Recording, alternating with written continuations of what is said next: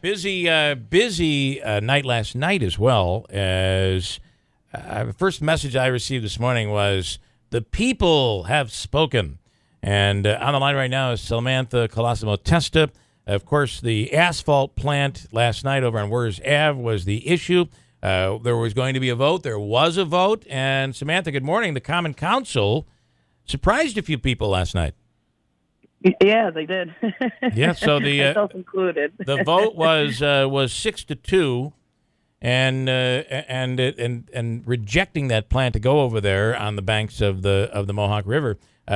Chief Brooks was on yesterday and had some incredible revelations, personal revelations yesterday, but really took the time to really talk about you and the work that the work that you've done, and it really you were successful in the end.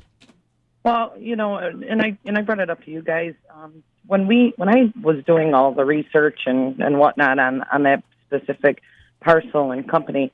One of the things that I found out was it was in the planning board meetings of the Seneca County meeting for the plant that they have in Waterloo, that they had stated that there was going to be 200 trucks in a 12-hour period in and out of that facility in Waterloo.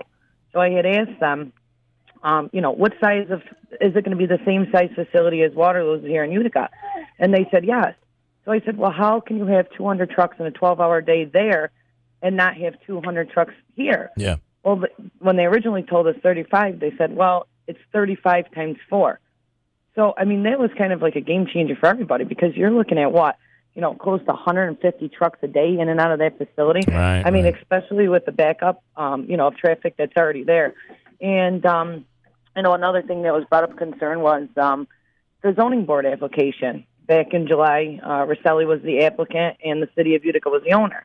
Well, this past zoning board meeting, which was set for next Tuesday, went from Riccelli as the applicant to the city of Utica as both the applicant and the owner.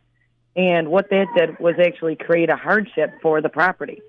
So, there was a number of issues that, arose in the past, 24 hours, for that vote, before the vote was actually taken. Minds were changed because as of yesterday, I did not think you were going to be victorious. It looked like it was going to be close, but based on people we'd spoken with, it looked like this was going to be approved. Right. And like I said, it helped a lot, I got to be honest with you, with, all the residents that actually showed up. Yeah. I mean, it was an overwhelming, no. I mean, and like I said, in the past, week and a half, for the amount of people that I actually talked to, I mean, there were some people that actually came last night that surprised me. Yeah. In opposition that were, trying to stay neutral on the whole issue that, and I was at the Harbor Point Development Committee meeting before that, and actually, the Harbor Point Development Committee actually took a stance in opposition against it too. So, I mean, there was a number of factors that, took into account. I mean, and even before the vote, I mean, I couldn't imagine, when it was tabled to, request a seeker, not know when that was going to be completed.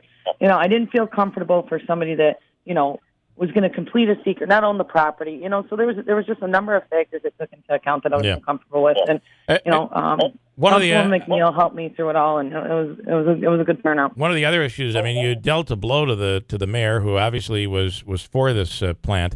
Also, you guys did an override of his veto and of blacktopping. Speaking of asphalt, blacktopping all of the roads. Well, so talk about that.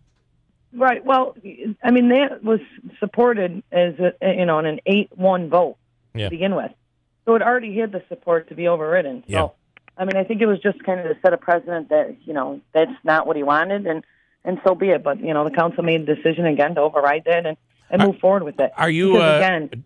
It was the people's decision whether or not they want to spend the money. If the mayor could come up with a location that would be maybe over on Broad Street or an area where it might fit within the city boundaries, would you be okay with that? Well, here's the thing again, and like you've seen last night. Again, I represent 11,000 people, but I also make a decision based on the fact of, 50,000 other people. And if you have an outpouring, support for something that people don't want, you got to stick with their decisions. I mean, and then at the end of the day, who you represent, and that's kind of what happened last night when you seen the business owners and stuff like that.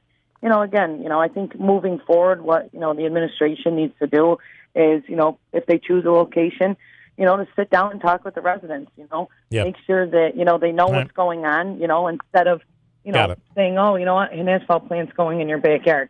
Communication's key in moving forward. All right. Well, listen, congratulations on the vote, and we'll talk to you soon. Thanks so much. Thanks so much, guys. Take care. All right. Samantha Colosimo Testa. Got a break at WIBX.